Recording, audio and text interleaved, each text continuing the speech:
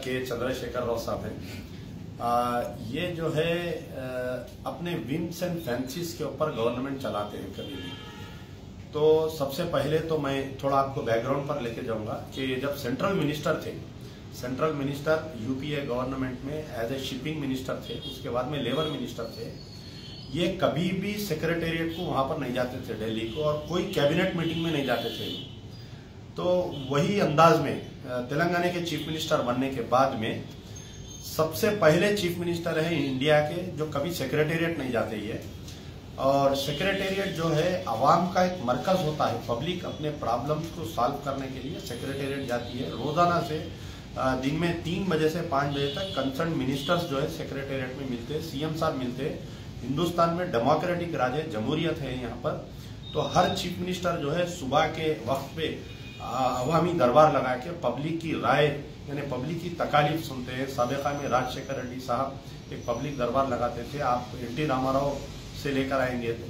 लेकिन ये chief minister जो है जब से सीएम बने इन पब्लिक से नहीं मिलते, और सबसे ज्यादा प्रॉब्लम ये है कि उनके खुद पार्टी के एमएलए अगर उनसे मिलना है तो 2-3 दिन के बाद में अपॉइंटमेंट मिलता।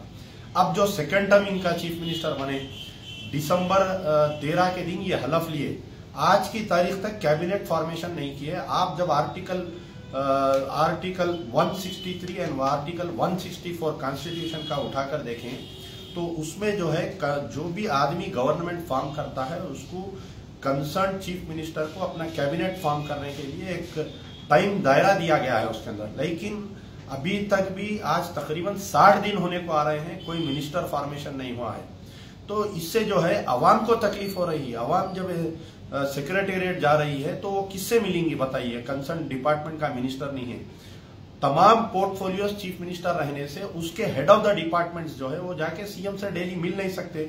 छोटी सर की बात मैं आपको बोलता हूं कि जैसा जीएचएमसी है, बलदिया है, तो बलदिया जो डिपार्टमेंट है वो डिपार्टमेंट सीएम साहब का अगर रहा तो उसका हेड कमिश्नर जीएचएमसी रोजाना जाके नहीं मिल सकता। रेवेन्यू डिपार्टमेंट है, हर कलेक्टर जाके रोजाना सीएम से नहीं मिल सकता। 20 लाख रुपए से ऊपर जो भी फाइल सैंक्शनिंग पावर रहता कंसर्न मिनिस्टर को रहता।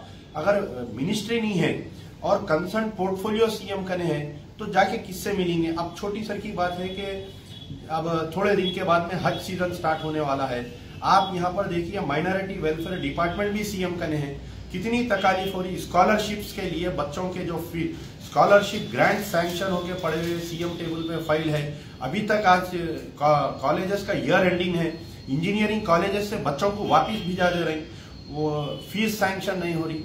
तो ये कैबिनेट नहीं रहने की वजह से इतनी तकलीफ हो रही पूरे तेलंगाना की आवाम को।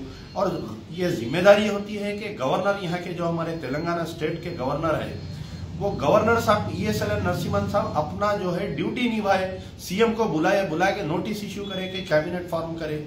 ये जो है अंदरूनी बीजेपी और टीआरएस का जो अलायंस चल रहा है उसमें गवर्नर साहब भी खामोश बैठे हुए हैं।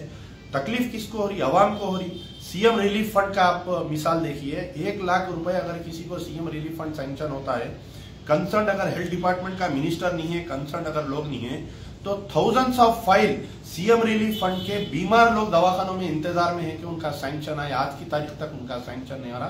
तो हमारा मुतालिबा है कि governor ESLN Narasimhan should act, उन्होंने अपनी जिम्मेदारी का इस्तेमाल करते हुए, उनकी कॉन्स्टिट्यूशनल जिम्मेदारी का इस्तेमाल करते हुए केसीआर को फोर्स करके वो कैबिनेट फॉर्म करे।